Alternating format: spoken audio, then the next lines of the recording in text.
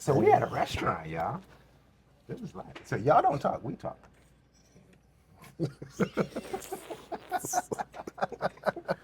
I'm sitting here with my Kung Fu brother, Raphael Smith. I've been knowing you since '06, '06. '06, '07, around there? Yeah, '06. So MySpace time. Yeah. Yeah. We met through Sam Tripp. Shout out Sam Tripp. If you're watching this. All right, and then you did like 15, 16, 17 years in China, right? I went in '05, exited. We had that small exit during the Olympics. Of course, like yeah, 08. however many months. Uh-huh. And then back in from '09 to 2013, then Korea, and then back in 2018 to 2021. So technically, I didn't spend the 16 years in China. It was just the 16 and a half and all in Asia. See, that's wild because it only took 2 years for me to get sick of China. Yeah, I was sick too. Just didn't get all the Kung Fu that I wanted yet. Oh, man. This is our waiter. He's asking for the menus, but we're leaving right at 3 o'clock. So we're pushing. They're going to kick us out, dog. They're going to kick us out. You going to kick us out right at 3? Well, 3:15. 3:15. No, We're the- friends. no. The thing is the cooks have to eat. That's why we closed the restaurant down. Oh, yeah, cooks can eat. We're fine. Let them We eat. won't judge him. It's not bad. It's We just, have to get out so they can eat. That's wild. Well, they have to have like, time to eat and everything. Oh, yeah, And, yeah. We also have to prep everything for dinner. Fair enough. It's So, not something that like we want to do, but it's something we've done for a while, so everyone gets a break for an hour. Because we all want to leave too, right? fair enough. Yeah, to get sick too. Yeah. Okay. But I'll probably won't eat, so I'll take care of you guys. See, look at the handsome man. Look at the handsome man. We got stream Yeah, right now. on Twitch. Yeah. That way, if we get kicked out, everybody knows we get kicked out. I'll let them know too. Thanks, guys. Thank you for sure. So that's the trick, guys. When you go to a restaurant, open a camera. All right. So you started China '06, '05? What's the link? I want to watch. Oh, it'll be on YouTube. Oh, it's on YouTube? Yeah. I thought you guys are streaming on Twitch. No? You just No, stream no. videos on YouTube? Yeah, That's yeah. fun. You guys traveling together? Of Yeah, sorts. yeah. Pretty cool. We're all kung fu if you can't tell. Yeah, well, I could tell. You guys walked in there. You gotta tell. It's a dress rehearsal for Halloween. Really? Came to the right place. Like Chinese restaurant, like miles away. Literally. Yeah. It says Chinese restaurant. Williams Chinese restaurant. Yeah, very straightforward, right? Yeah. Yeah. I was like, oh. Perfect. Just in case you wonder. Welcome, guys. But, Thank you. What's your name? cheers. Steven. Thanks, Steven. Thank you, Steven. Yeah. All this recording.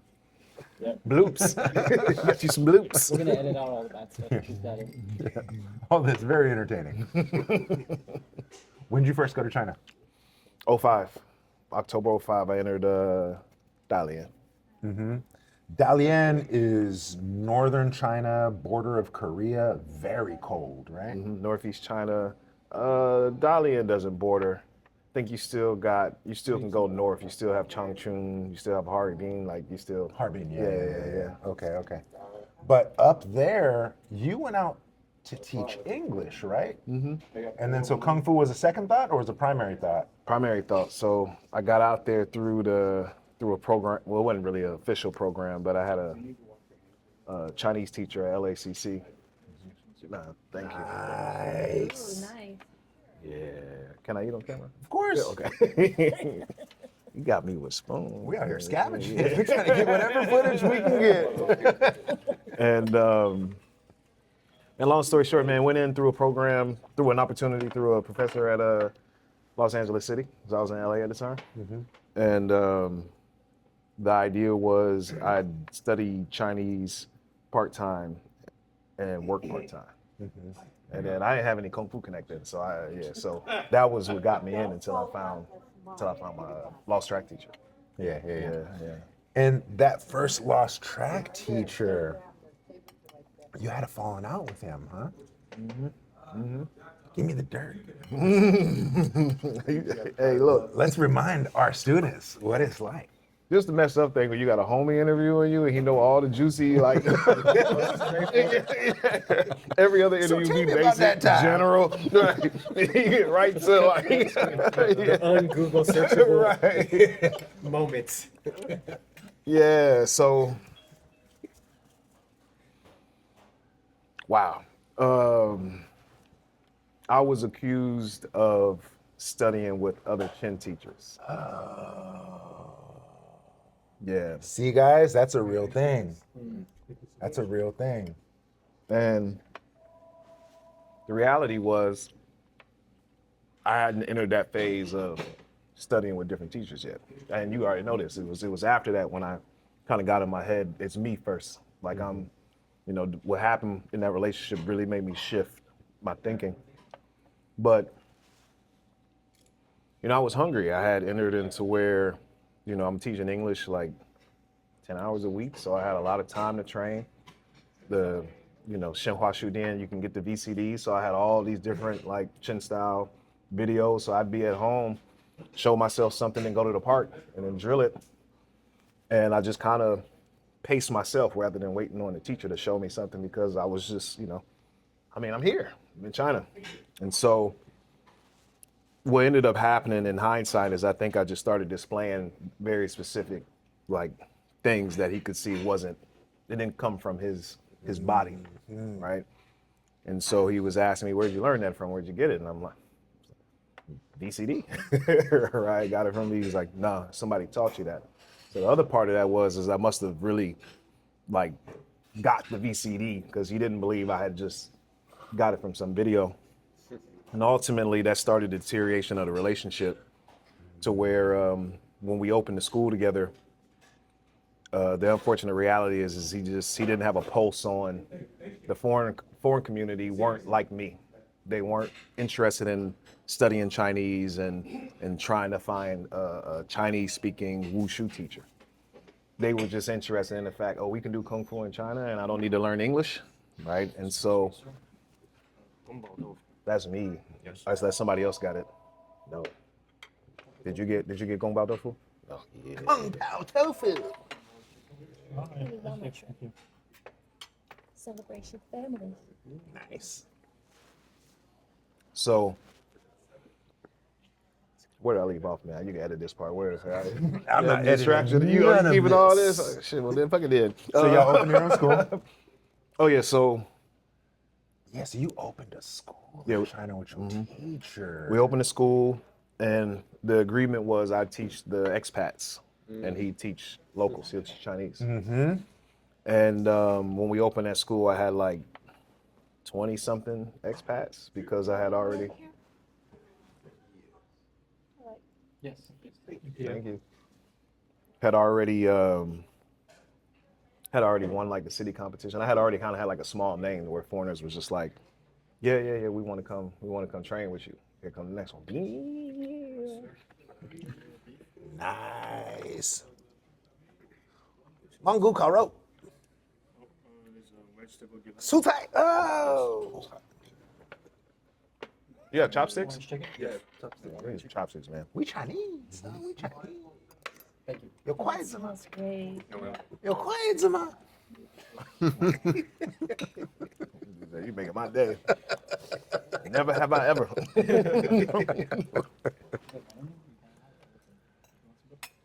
All right, so you had a grip on the foreigners, and I'd imagine in Dalian, it's slim pickings for foreigners. Actually, Dalian had a really big expat community. Serious. Yeah, it, really. it doesn't seem like a destination spot in China. And I think that's what made it so unique at the time. Like it definitely you're not going, hey, I'm going to Dalian, but a lot of people arrived. Like, Yeah. So it was a pretty big, man. It's pretty big. Small enough where you knew everybody, but big enough to where when there was events and stuff, you're like, there's a lot of us here. Now, Harbin is famous for their beer. Harbin is famous for their ice sculptures. Dalian has that ice sculpture park stuff too, right? Nah, Nah, that's Harbin. I don't. It gets cold, trust me, but Dalian City of Wind. Oh, so closer to Chicago then. Yeah. Windy. Yeah. A lot of wind. Oh, okay. A lot of wind. A lot of cold air. Okay, so you open a school with your teacher. You're in charge of the expats. You got a name for yourself. You're making noise. Your teacher think you studying from somebody else. And so that's on top of it. So what ends up happening is nobody's signing up on, from the local side. Ooh. So the surrounding businesses are kind of like, oh, your disciple has so many students. Well, why don't you have many students? Oh. It's kind of a face losing thing. That should be a face gaining thing. My student is over here sewing up shop. Ah, man. Think about it. I'm a foreigner in China having more success than a Chinese person in Fair a martial enough. arts school. Like, But right now, Eileen has more success than me. Dan has more success than me. These are feel my it. disciples. These are my inheritors. I'm stoked. If your disciples have more success than you, good. Okay. one can only wish in China. You know what I mean? So he switched it up. He's like, you should teach the kids, and I'll teach your class. And he hit me with the thing that you don't want to hear when you're in my shoes, which is because it's weird for a foreigner to teach kung fu in China, right? And so I had to go to these 20 people who I very specifically knew were only having the class because they could have it in English and because it was with me. So it wasn't like they just came off the street. These were people who knew me in the community, would have loved to done kung fu, and now that I have a place to do it, they're like there, right? And so I convinced them I sold it. Get to train with the master. Master's interested in you. Like, come. Way to sell it. Yeah. The master wants you. And they came, first class. I didn't bother to sit in. If I take accountability, I could have sat in and translated. But, I'm feeling some kind of way, so I decided, they're going to have class. Ain't no point in me being there. School's across town. I'm going to stay home. And I get a phone call. It's a guy from D.C., actually. And brother's like, hey, man, we here with the teacher. He's trying to talk to us. And we've been here for like 20 minutes trying to figure out what he's telling us. We don't understand. They hadn't even started class. They hadn't even started warm-ups or anything. And I was like, can you put him on the phone? The teacher's like, yeah, I'm trying to get them to warm up. And they're just standing around like they can't understand. I was like, okay, I'll tell him. I was like, yeah, he wants you guys to warm up, so just follow along. From the phone. Anyway, long story short, it was a horrible class, and I ended up refunding course. like all their money back. Right? But see, I understand the face thing, so I can't go to him and say, hey, they really didn't like your class and they asked for their money back. I just kept it tight-lipped. So you came out of your own pocket. Integrity, humility, sincerity. Yeah, I mean, the lines between having a school together and this being your teacher is blurred. You know what I mean?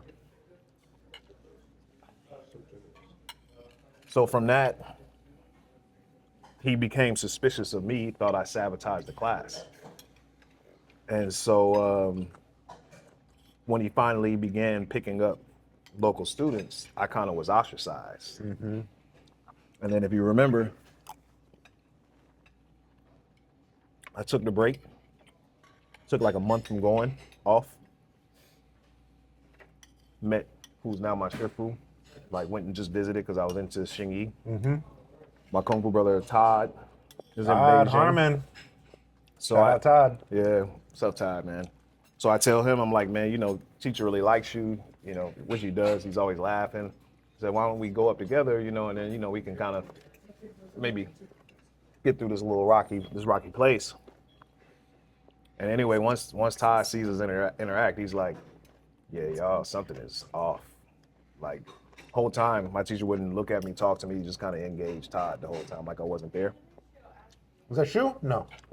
No, this is Yan Shidong. Oh, okay. But Todd was training with Shu at the time. So, in the time that Todd was back, we shooting photos for Kung Fu Mag. Yeah. I'm coming into the school when he's not there, basically avoiding him. Yep. And you know, he obviously somebody's coming in and school stuff is moved, is not in the right place when I was last here. So me, Todd, and my homegirl, we come in to do the last of a photo shoot, come into the school. And I'm going late, bro. I'm going like at 10 o'clock because I got keys. So I know he's not there, right?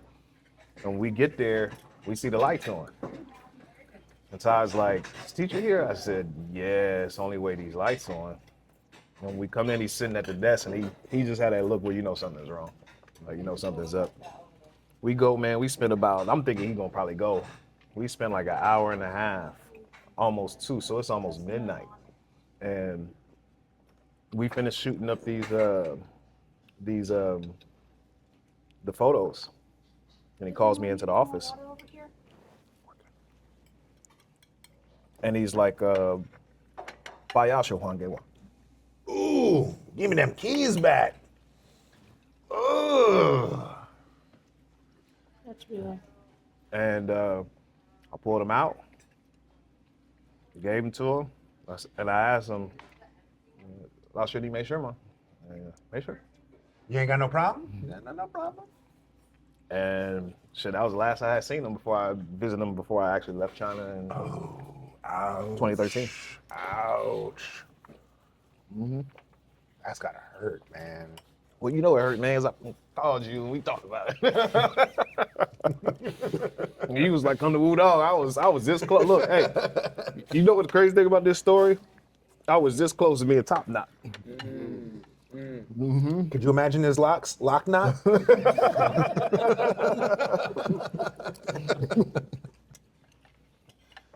Wow. To lock or to not lock. Now, because we're short on time, the story that I absolutely have to hear from you, and I have to hear you tell these guys the story, is when you mopped up that competition and CCTV came and interviewed you. Which one? Which No, time? I'm serious. Time I mopped up the competition and I got interviewed on TV. That one time, The one I sent to your triple and was like, "Don't go halal." That one? the one where it was like, oh, how does it feel to know you'll never understand Kung Fu? And you're like, oh, how does it feel to know Yao Ming will never understand basketball? On national TV, Chinese national TV. This motherfucker gets interviewed after mopping up a demonstration, mopped up the competition. You did forms, you did weapons, mopped up. Forms and weapons, yeah. Golds across the board. CCTV, a little Chinese hot chick. Like, oh my God, oh, you did so well. How does it feel to know you'll never understand the essence of true Kung Fu? Wow. As a foreigner, you will never understand Kung Fu. How does that feel? Oh yeah, these ones. Crazy. And he's like, oh, how does it feel knowing Yao Ming will never understand basketball? What's that other guy? Usain Bolt will never understand sprinting. Wow. Man, are you taking me back, boy? I tell that story so much, dog. All Taking me these, back. all these Yeah. people have heard me tell that story before. Yeah. That was 6, 7. That was 09 Dalian City. 09? Yeah, 09 Dalian City competition. So it was, I had 06, I had 07. We was out because of 08, the Olympics, and then I came back and competed. And you know what's crazy at that time too? It was right. The story I just about that was during the Yan Shudong stuff that was happening. So I was already in kind of a mental place where I didn't want to hear comments and stuff like that. I'm going through it with my teacher, and he's making similar comments that he's never made before. You know what's crazy? I'm gonna tell the story, Oh, yeah. but I wanted to refill that. Perfect. So then we don't need the other one. Yep. I told her that too. that was Can I get you guys the anything? Everyone good? that was the first competition I went to without teacher prep. Because we fell out. So you went solo, dog. I went solo. I was there. I didn't have no classmates, no teacher, and then So that story just got nastier. You went as a Ronin? A masterless Ronin? Dalian, though, kind of city where even there, even though I was there solo, everybody knew who I was and who he was. Like they knew the relationship. So I got taken care of locally by the local, you know, right? So I was still within good hands, but I definitely was, you know, it was definitely just me. And so I did Chin Style 56 and Yang Style 42 or 48 sword or something like that. I can't remember. It was one of those, I knew I killed it. Like I knew I killed it when I finished. And I came off and was in back, and you know she asking the question, and I'm sitting here in my mind, I'm going, I just cleaned up my bracket. like I just, what are you talking about? It's such an odd thing to say, right? And it just came out. And he remembers it way better than I remember it. I'm trying to think of my exact words too, but it was to the effect like, in my mind I'm thinking, you know, Chinese people love basketball. You trying to tell me Yao Ming don't understand the essence of basketball? And she just had this look on her face, like she just. And then I think she changed to something else, asked me, how do you like China? And like, yeah, it's just kind of like deflected. But the other part of that which is why it's crazy you remember, is I left that interview and had 2 other interviews that ended up being sweet, right? The local newspaper interviewed me. The Liaoning provincial newspaper had interviewed me. This was like peak blog time, so I had like Chinese bloggers coming over and stuff. So it was crazy the experience, but there was still love. There was still love. That's probably hands down one of my favorite stories of you when we were first getting to know each other. I was so proud of that instance that I've told that story so many times. Daniel, how many times did I tell that story? I mean, in the last 5 years, probably at least a dozen times a month. I mean, Yeah. Every other day. yeah. You know, sometimes just like randomly in the night, like, yo, you remember that time Raphael? I'll be like, Dave, it's Wednesday. What are you doing? It's 3 o'clock in the morning. Now, let me see if I can get this camera to like just showcase who's with us right now. So we got John, we got Gavin over there. That's the back of Max's head. That's the back of Fanua's head. Oh, it's Right. moving. Yeah. And then we got Eileen over here. Hi, Try Eileen. not to eat.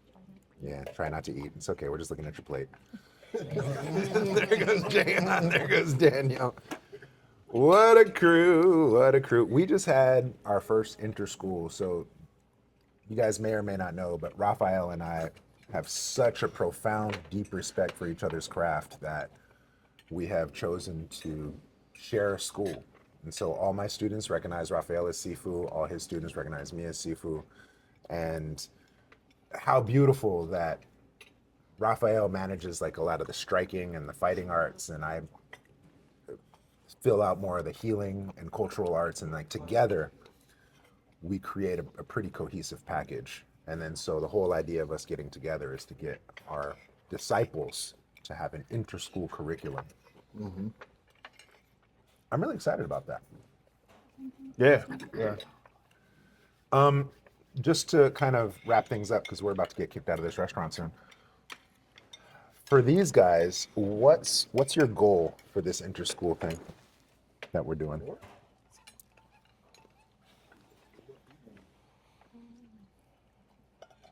Selfishly, legacy.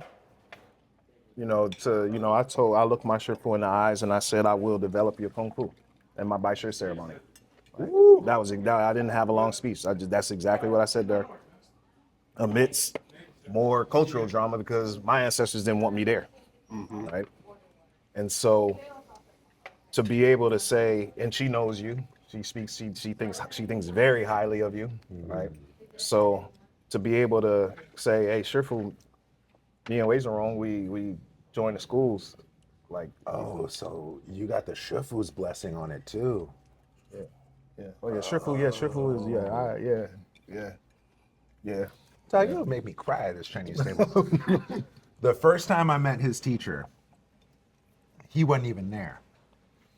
We were in Beijing, me and my cohort, and it was raining, and so we sat in my cohort's car, And my cohort sat in the back seat. She let me sit in the front seat, and then his teacher sitting in the passenger. And we just started talking about Kung Fu. And somehow, I don't know how it came up, but she was like, show me your Pichuan. It's like, you've done Xingyi. You learned Xingyi in Wudang. Show me your Pichuan, the most basic fist. And I was like, oh, I did it. It was whatever. She wasn't impressed. But when she did Pichuan, dog, from the passenger seat of a sedan vehicle, she did Pichuan, and the whole fucking car shook. Felt like it was some Mexican lowrider with hydraulics. I was like, yo. And then even my cohort in the back seat, she was like, damn, she is strong. It like challenged the suspension of the car. And she's like, oh yeah, Pichuan. Bah! And I was like, whoa. Just so effortless of an expression and so much power translated. So when we were talking about today, to advance aggressively. Yeah, it's a thing, huh? Yeah. Yeah, it very much is. She remembers that story too. She remembers you distinctly. yeah, like really distinctly. I do leave impressions. Yeah, these people at the restaurant won't forget me for a while. And she's like That Twitch streamer. this tall. So for her seeing him, it was just like, yeah.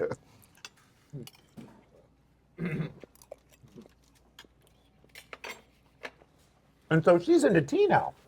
Nice shake. Yeah, she's making Xingyi tea. She's making Xingyi tea. So you can get, I'm going to butcher it, but she has different teas that correspond to the 5 elements. That's it. And her tea brand is called Spirit of Xingyi Shen. So I might just have to hit her up and carry her brand. That, and she makes incense. Dude, for real? I need In the same 5 element? Oh, Stop it. I need to be paired up, dog. Tea incense life. Man.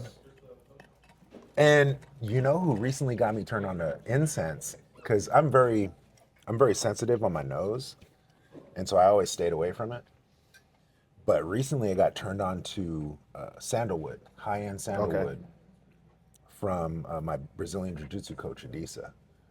And he talks about how the Japanese, you give them anything, they'll make it better. You give them baseball, they make it better. You give them beer, they make it better. You give them beef, they give you Wagyu. It's like you give them whatever them Japanese get their hands on, they're gonna make better.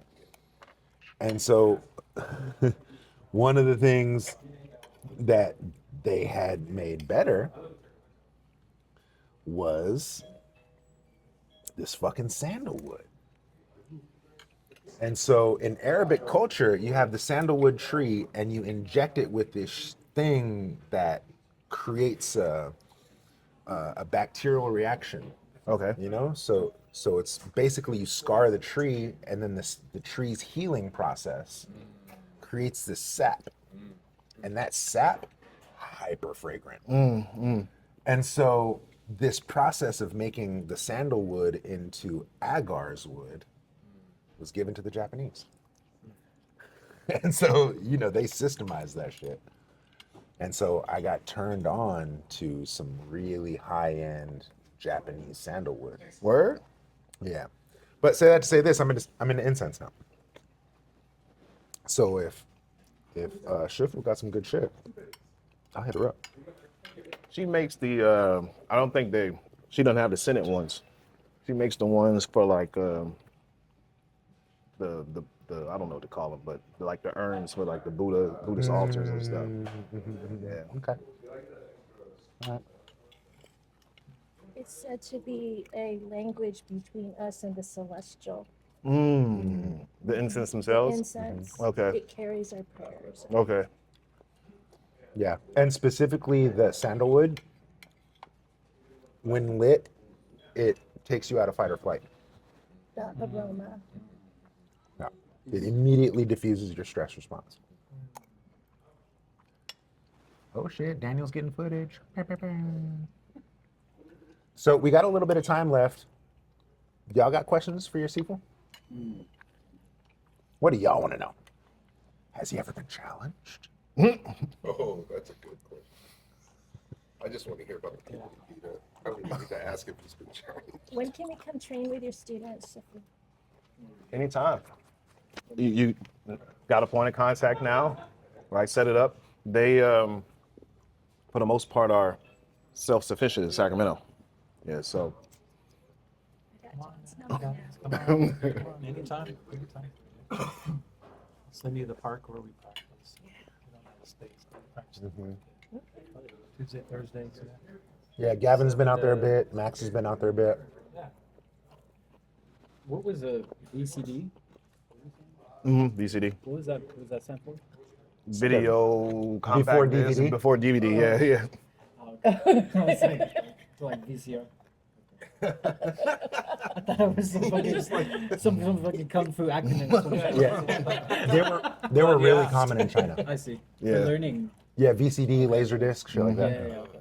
So the early 2000s, while we were like coming into like, what was it, Blu-ray at the time or whatever, they were still VCD, DVD. Yeah. Yeah. I got a question about Xing Yi. The Xing, the character Xing in Xing Yi, is it the same Xing that's in Wu Xing, like Five Element? No, it's different. Different Xing. Yeah. Thank you. The one in the Five Elements is it's like direction. Different character. Yeah. Yeah. But it's like directional intent. Yi. Is that Yi the same intent like Yi E and intent. spleen? Yeah. Yeah. Xing, shape, form. Yeah. Yeah. And then the wuxing would be 5 directions, if you would. Right? Not necessarily elements, but it represents the directions of those elements is where we get it. Yeah. Mm-hmm. I see directional intent, like directing your intent through the fist trunk. Mm-hmm. Very nice. Have you guys ever like done a Jet Li, like the one, Dave's Bagua versus Sifu Rap's Xing Yi, just as like for fun?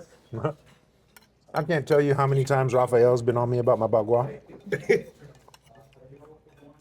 You heard about the 10,000? Oh, sorry. 10,000 plus steps? Oh, around the tree? Yeah. A day? Yeah, that one. Mm-hmm. The worn down stone that's still there? Yeah, That so Gavin went and saw?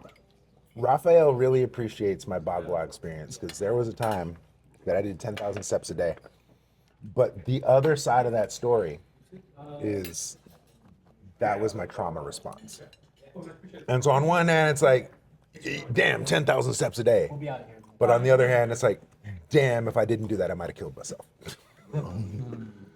Because I couldn't do kung fu. I was too angry. If I punched or kicked, I'd just be full of rage. I couldn't do qigong. My emotions were too haywire. I couldn't settle myself. I couldn't meditate because every time I close my eyes, I see visions. And so all I could do was walk in a circle and count my steps. That's all I could do.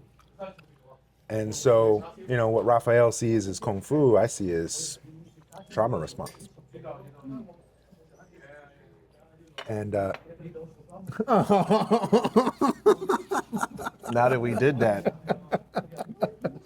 he literally did 10,000. Have you ever counted to 10,000, let alone? Never. Yeah, I get lost at around 99. You see, I don't know. See, every time I tell this, it really is. It's amazement. I'm going, wait, you didn't lose track?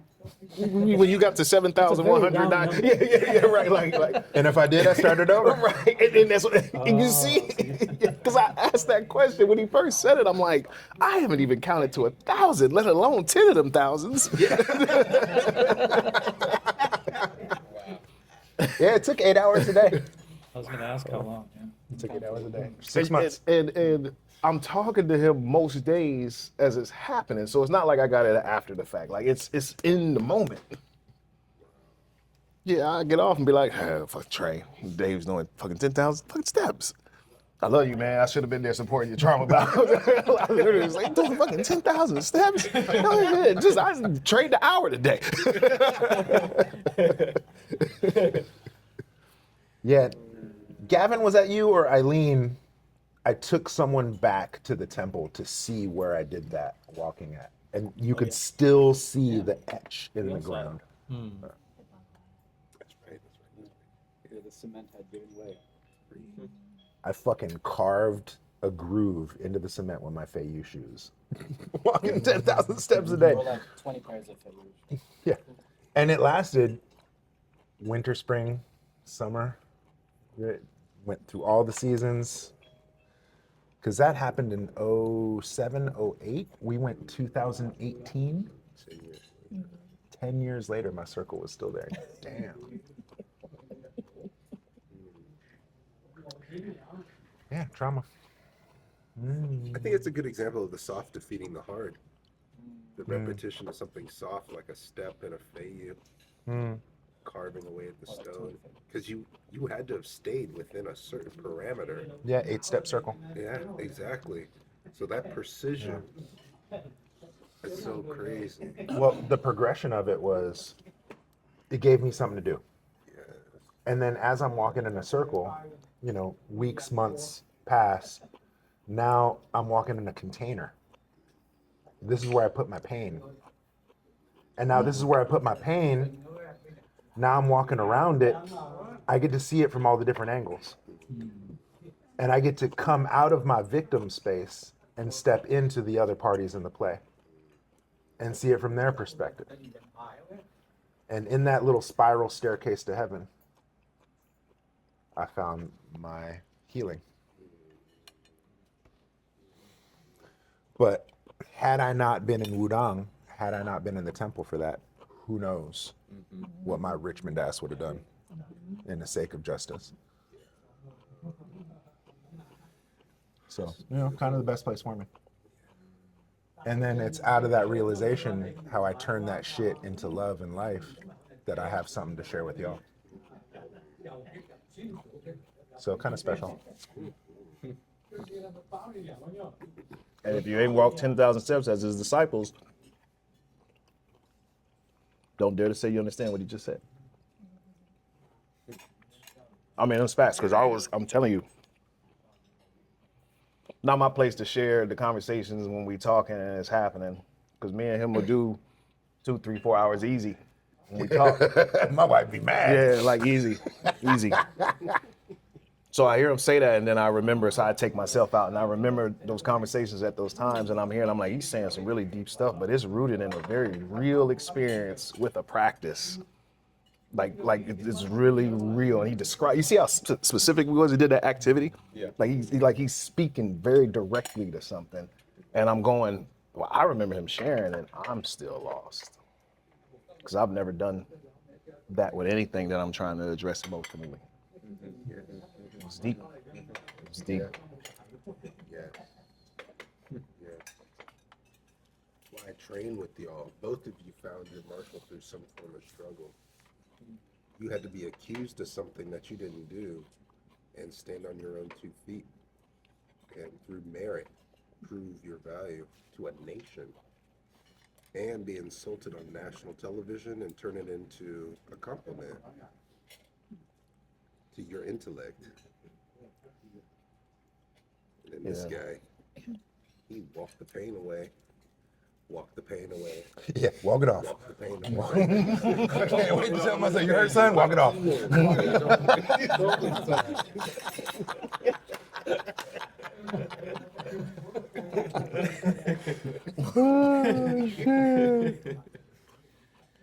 Well, I think we're past due at the restaurant. They're being really nice about not kicking us out. Do we have any sharing, any closing remarks that we want to pass on to the next gen?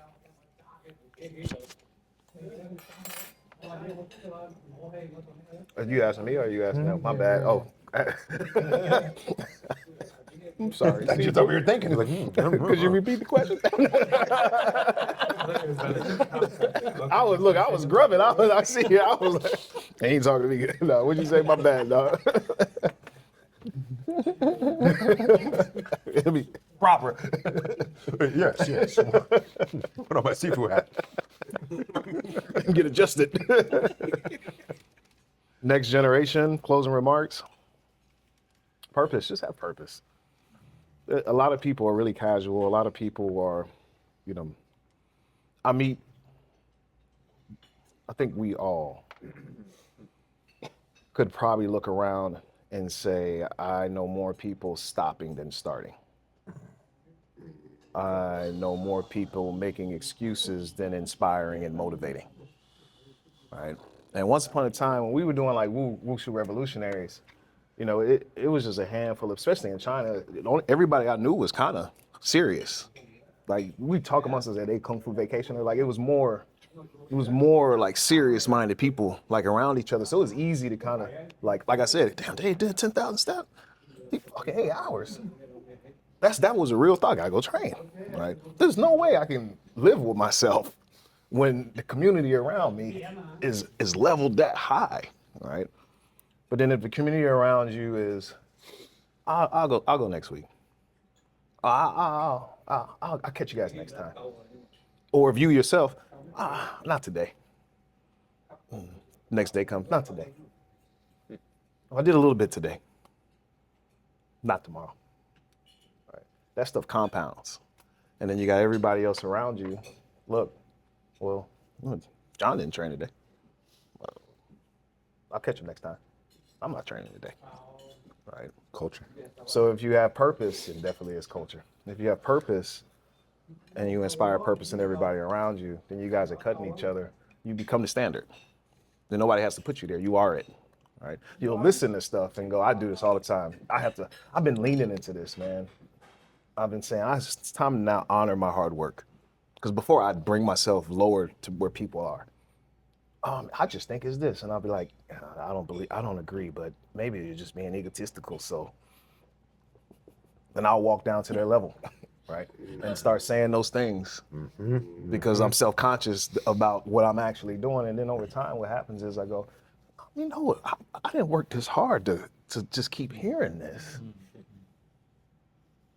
I don't care how it sounds anymore. Right? I'm just gonna say it.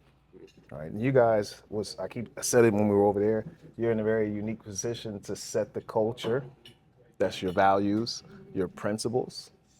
It starts with you guys. So I lead you purpose. Right? Just know where you want to see this thing. The cool thing is everyone's input. Everybody got to put in today, right? So be it. Yeah, so be it. So be it.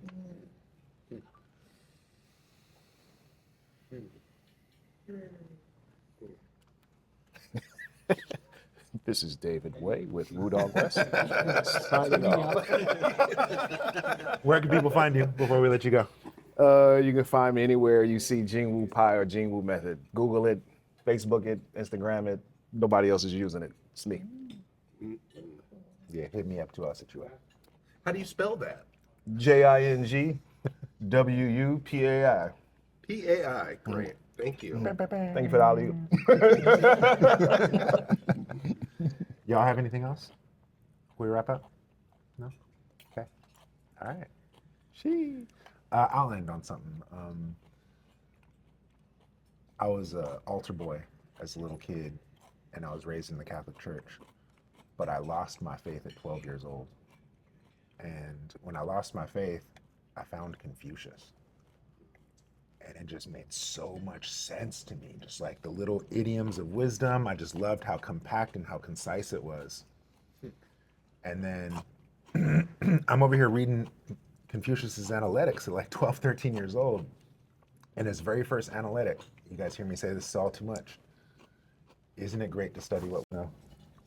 Isn't it great to see old friends from afar? And my 12, 13-year-old self reading that, I was like, what's so great about that? But now, having not seen you in a year, isn't it great to see friends from afar? Isn't it great to study what we know? Mm-hmm. Want it. Confucius knew what he was talking about.